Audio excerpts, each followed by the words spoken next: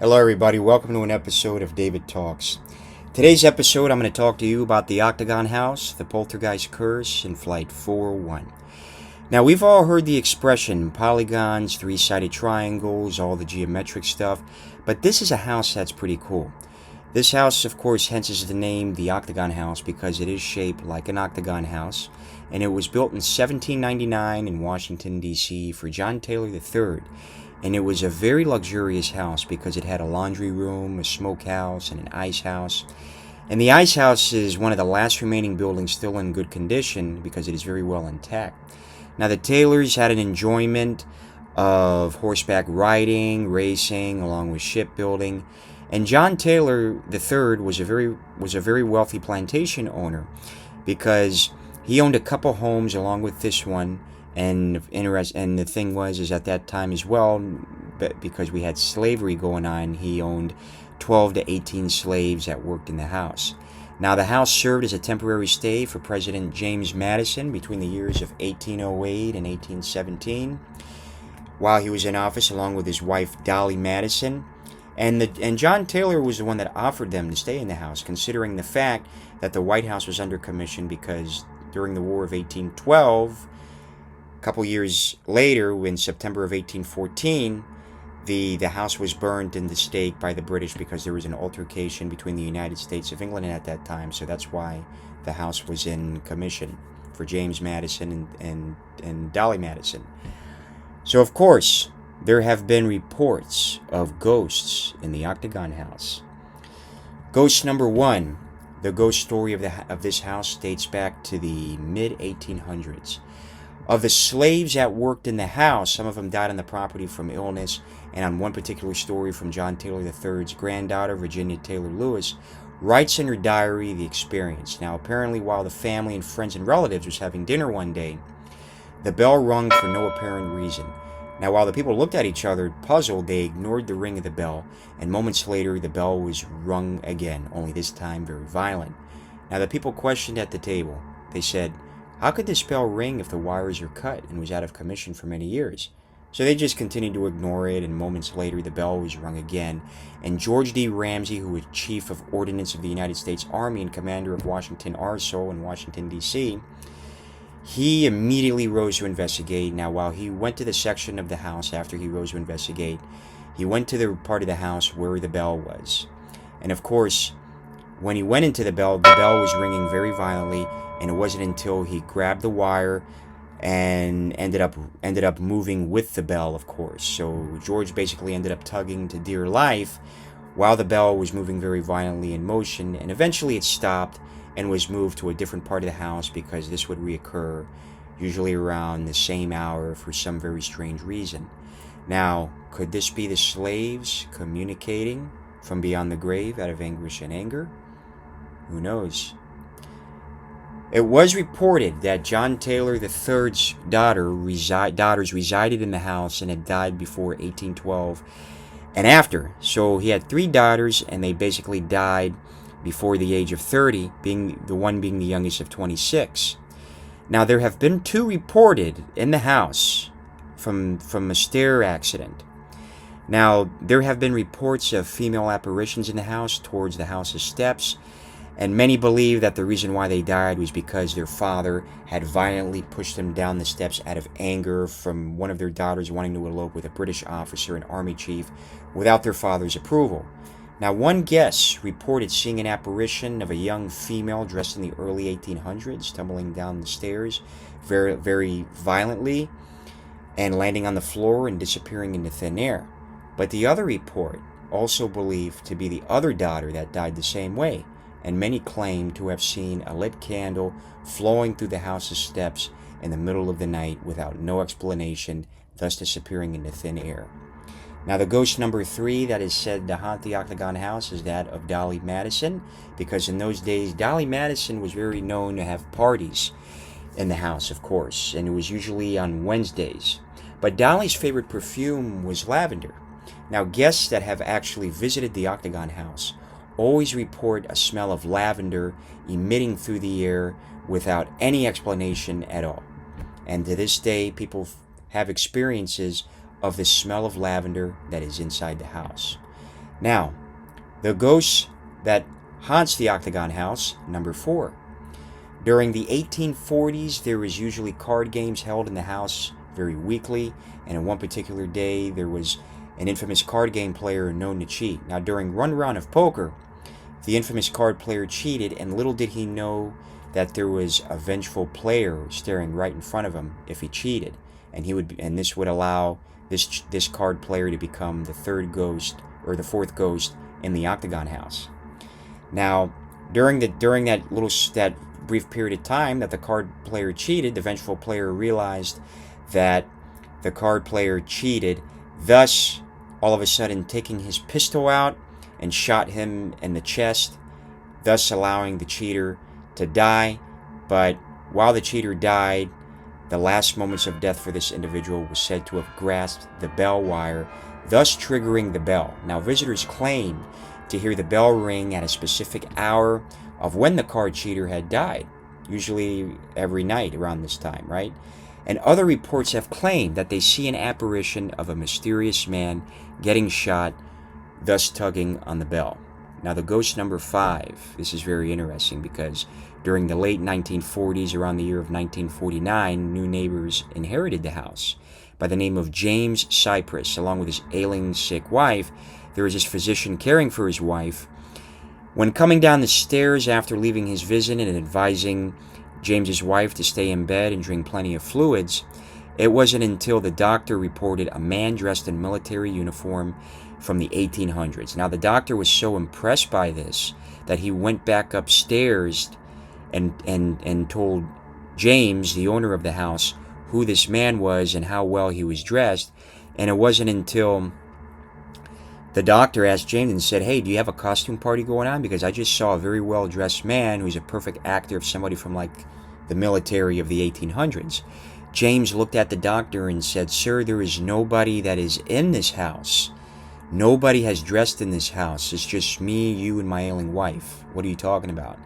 And this allowed the doctor or physician to get extremely creeped out by this, thinking, what did he just see?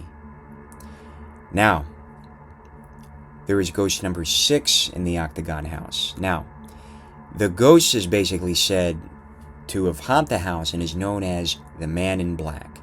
Now, the two reported these events by the stairs of the house. Now, in the early 1970s, there was a maintenance worker vacuuming the steps, and he reported the presence of a man, and when he looked up while vacuuming, he noticed a man dressed in black, wearing a very tall hat, with eye contact, giving the worker dead-ass eye contact. Now, while vacuuming, he noticed the man was wearing a very tall hat. Now, the worker reported this apparition, tipping his hat to the worker, saying, "How you doing?" putting the hat back on, and proceeded to walk into the living room of the Octagon house and disappeared. But this wasn't really it, because in the early 1980s, it was reported that the same apparition of this man in black appeared to another maintenance worker years later, only this time the figure proceeded to walk up the steps. Now, there was a missing misstep on the stairs, and one thing that this maintenance worker noticed while he was looking at the staircase with this figure was that he noticed that this figure intelligently missed the misstep of the staircase, and this freaked out the worker so much to where he left the Octagon house only to never return again. Now, Dolly Madison, the bell, the man in the uniform, the card game cheater, the man in black. Why do you think these spirits are haunting the house?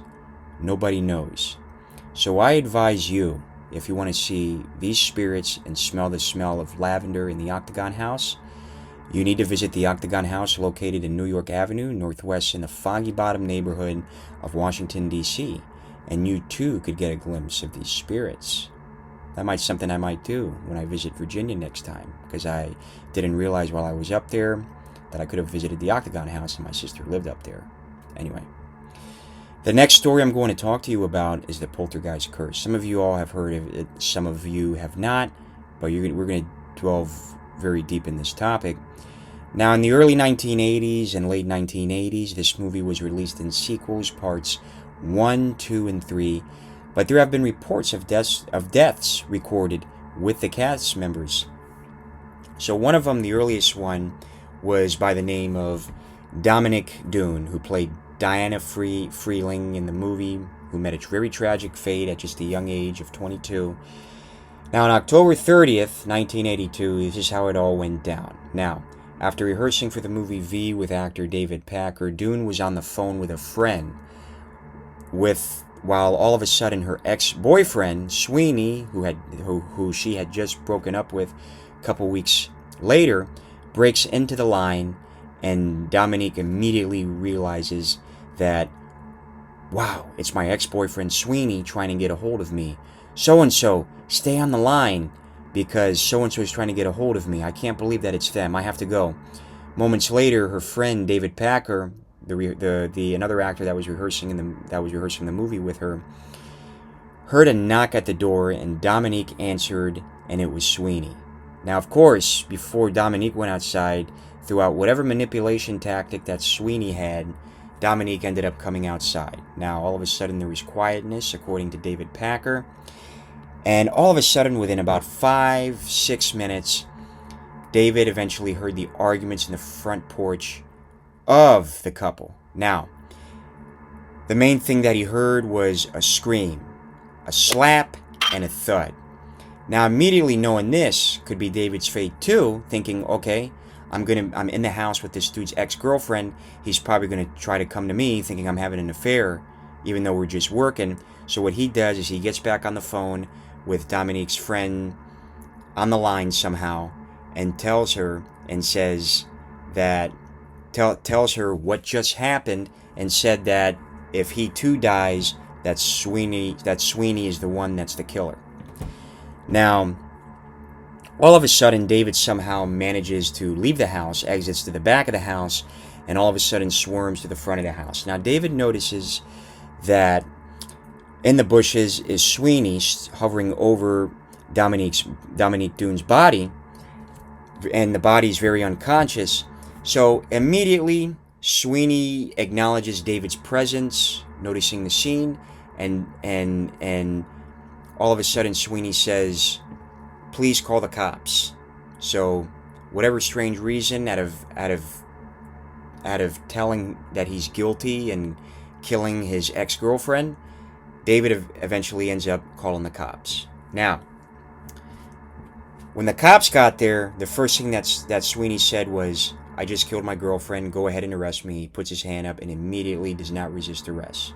Guy gets put in prison, and of course, meanwhile, Dominique, very sadly, did not die that day, of course, but sadly died a couple of days after that while she was placed on life support, so she did not survive, and her family took her off, and that allowed her to die on November 4th, 1982, and Sweeney was charged with murder. Now, Sweeney recalls not remembering the incident when he wrapped his hands around her neck, but I find that very strange how he wouldn't remember the incident, but very sad. Now, Julian Beck, who is also another actor cast member in the set of Poltergeist. Julian Beck, who played the evil preacher in the movie, was diagnosed with cancer months after filming the movie, when he died at the age of 60 in 1985.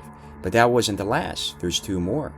Apparently, Will Sampson, who played Taylor, the Native American shaman, he died undergoing a heart and lung transplant while he was in his early 50s. Now, this one's very sad because this is a very much young cast member, and some of you all know this. It is by the actress Heather O'Rourke. Now, Heather O'Rourke was known to be a very adorable child because of her blue hair blue eyes and blue hair. And it wasn't until early 1987 O'Rourke became very ill with giardiasis, which she contracted from well water at her family's home, which I think was in Big Bear Lake, and she was subsequently diagnosed as having Crohn's disease. Now, she was prescribed cortisone injections to treat her disease, which is why if you watch the movie Poltergeist 3, you notice that her cheeks are very puffy, of course, because of the treatment that she was going through at that time. Now, this was a result of the steroids injections that were going on. Now, according to O'Rourke's mother, she was very self-conscious about that. It wasn't until on January 31st in 1988, O'Rourke began exhibiting flu-like symptoms. Now, the following morning, she collapsed in her home and was rushed to community hospital in El Cajun, and while en route, she suffered another cardiac arrest. But paramedics were able to restart her heart at 9:25 in the morning. So from there on, she was flown to Children's Hospital in San Diego, and it ended up finding out that she had bowel blockage in her intestines, and this allowed doctors to perform surgery. However, she was also said to go into cardiac arrest, and doctors ended up performing CPR for at least over 30 minutes, causing O'Rourke's death at the age of 12, who died at 2:43 that afternoon. Now, of course, Daniel Hollander, who was the head of the gastroenterology at the University of California, he stated that O'Rourke's death was distinctly unusual, that he never seen a patient die like this, especially very young. And he says that, in these exact words, "I would have expected a lot of difficulties throughout her life, and not just to have developed a problem all of a sudden." Basically what I just summarized, these are his exact words. But the question is, why did the cast members meet their demise very suddenly? Well, it was reported that the cast deaths were not the only agents of the curse's cause. Of course, but of course, it was the legends completely surrounding the film, because according to Jo Beth Williams, who played the mom, the first two films, claimed that director and writers Steven Spielberg insisted on using actual human skeletons in the movie because the plastic ones were expensive and he wanted to save money. So these are actual human skeletons that were used in the movie Poltergeist. Now, finally, to make it more creepy for you, it wasn't until Samsung, the real life medicine man, the Indian guy, he literally in real life was a sage guy. So he was very spiritual, and he would sage everything like houses or land to kind of cleanse the spirits. Now, knowing this, he ended up performing an authentic exorcism after the shooting of the movie Poltergeist that wrapped up one night. Now, one can only imagine how this made the other cast members feel. So you figure, right? You have the death of Dominique Dune in 1982, you have Julian Beck a few years later, and Will Sampson and Heather O'Rourke, and they all died very young. But why? So could it be because of the real-life skeletons used in the movie that caused these deaths, or the curse, or the spirits being angry that their skeletons are being used for props, and they're seeking revenge? That's a mystery that you guys have to figure out. What do you think, right? The last story that I'm going to tell you is this will give you very chills up your spine. Now, my grandfather knew the gentleman who died in the aircraft, and his name was Bob Loft. Now, Flight 401, if you have not heard of it, it was a flight that was scheduled to be from New York JFK to Miami, while shortly before midnight on December 29th, 1972, the plane crashed into the Florida Everglades, which caused 101 total fatalities, and all three of the cockpit crew members and two of the 10 flight attendants and 96 of the 163 passengers were killed, but 75 people survived. Now, this crash occurred while the flight crew were occupied by a burnt-out landing gear light.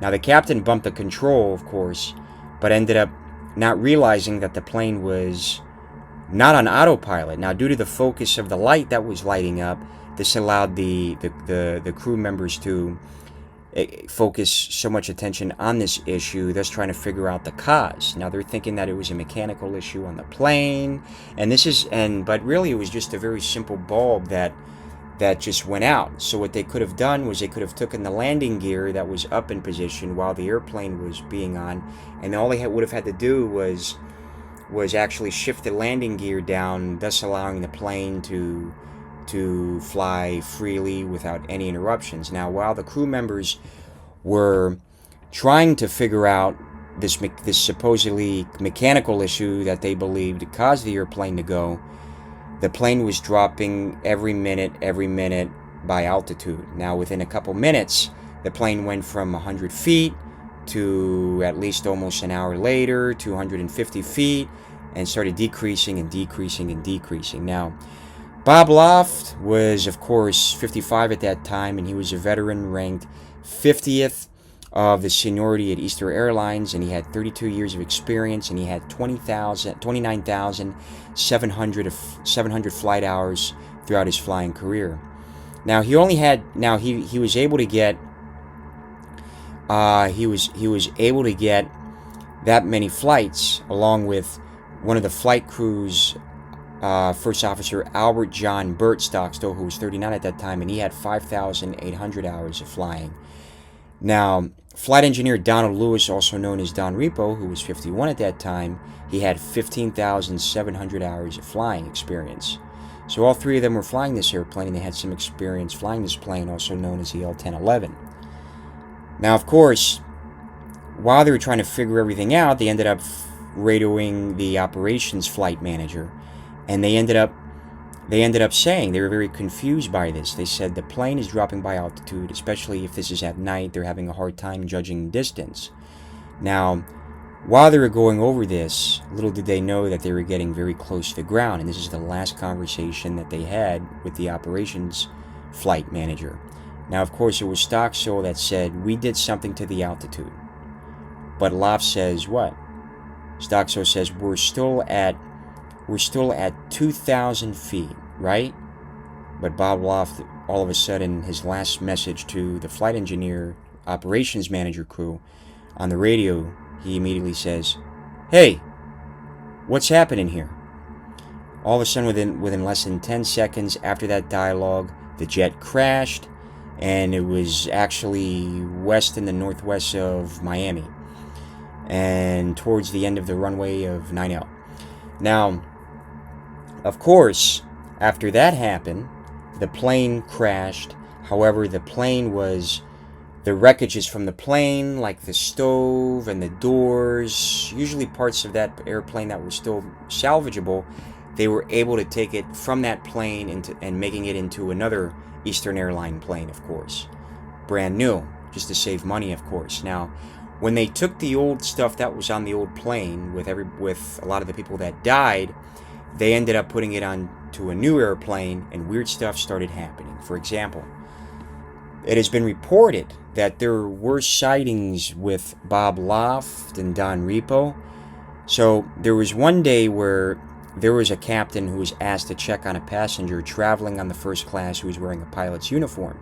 So they noticed that there was an extra pilot or an extra passenger on the airplane that was sitting in a chair. So they noticed there was a number that was off. They were supposed to have, they weren't allowed to have one extra individual on the airplane. So of course the captain went up, and they noticed something odd about this individual, that he was wearing an Eastern Airlines uniform, and the captain ended up going up to the guy and said, "Hey, you have to leave this airplane because you're not allowed on it. You're an extra passenger. Do you have your ticket?" The man that looked very pale ended up staring into space, unresponsive. So according to this individual, the male was pale and started staring into space. The captain said, "Hey, sir, I'm talking to you. Answer my question. You're not supposed to be on this airplane. What are you doing on here?" Complete silence. So it wasn't until the captains got one of the other crew members that were at the foot of the plane and was telling them the situation. So the crew members at the front of the plane ended up saying, "All right, well, let me go check this out." So it wasn't until one of the crew members actually came down and they went to the exact seat where they saw this man, and it wasn't until that individual crew member noticed that it was the late Bob Loft sitting in the passenger seat, staring into space, and all of a sudden completely disappearing. Now, talking about the sight of Don Repo, he was also appeared to make he was also very frequent on this aircraft with the original parts from the Eastern Airlines Flight 401 intact on the plane. So it wasn't until on this particular day there was a same flight route that Eastern Airline had a couple years before. They were en route from New York to Miami, and it wasn't until As they were flying, they reported an opened overhead locker to find Bob's face peering out at them. Now, another flight attendant is said to have seen Don's face on the oven door, and she remembered the look of the face. Now, knowing that she saw the face of Don Repo appear on the door of the oven, she ended up saying, "What is this man doing behind me?" She looks, there is nobody there. She looks back at the oven door, same guy, right? It wasn't until she gets so scared, she grabs another stewardess, and the steward came back and noticed that the face was still there. Now, it wasn't until she recognized that it was the late Don Repo staring right back at them and thus disappearing. Now, the face was reportedly to have said, "Watch out for the fire on this airplane." They started questioning, what fire? What fire? What fire? This is a brand new plane. What's the issue going on? Now, on the aircraft's return to the airport, they noticed an hour or two after this interaction, they noticed that the engine failed and had to be shut down before it caught fire. Now, on returning to the galley, there was another flight attendant who saw an engineer fixing the oven. She asked the flight engineer later about the oven, and he said that he hadn't fixed it as it didn't need to be fixed. So who could that be? Could that be Don Repo fixing the plane in the afterlife? Then it didn't end there. There was also a time where Don was reportedly seen sitting in the cockpit, warning the operating flight crew of a faulty electrical circuit, which was then found and replaced. Now, there are also reports of Bob having been doing these pre-flight checks in spirit and telling the staff that he already completed them. Now, another pilot was reportedly unnerved by what had happened, that he canceled the flight. So he's saying, "I just saw this guy claiming that he fixed the airplane, but all of a sudden he's disappearing." So imagine that, right? Now, while in the cockpit one day preparing for the flight, there was another pilot who heard loud knocks from under the floor beneath him. Now, it wasn't until he opened the trapdoor and all of a sudden he sees a vision of Don Repo, an apparition of Don Repo's face in the trapdoor, looking right at him, and all of a sudden disappeared. So, of course, the guy went inside and he looked further and noticed that where this apparition was on the airplane in the trapdoor, that there was a faulty electrical wire on the airplane that could have caused a very serious accident and another accident to happen on another L-1011. So the question is, why are these ghosts making their presence known? Maybe to help avoid the same tragic accident from happening again out of guilt, or whatever the case may be. Eastern Airlines ceased operations in 1991, so a little bit over 34 years ago. So, after hearing this podcast, hearing the Octagon House, the Poltergeist Curse, Flight 401, have they made you a believer in the paranormal? That people watch over us after death, and also watch over us in order to prevent a very similar tragic fate that actually happened? Very interesting. I believe so. I believe they watch over us when they pass, in my opinion. But what about you? What do you believe? Let me know in the comments below what you think. Do you believe that loved ones watch over us when they die, or do you believe they're guardian angels, or do you believe that they're demonic entities? And tell me your first ghost experience that you had. I would love to read it, and I'll actually reply to you, and I'll like your comment. So anyway, ending this video on a very interesting evening. I hope that you all like this video, and please like and subscribe, as always, to David Talks, and have a great rest of your evening, you all. I'm really dying to hear about the comments. Alright guys, take care.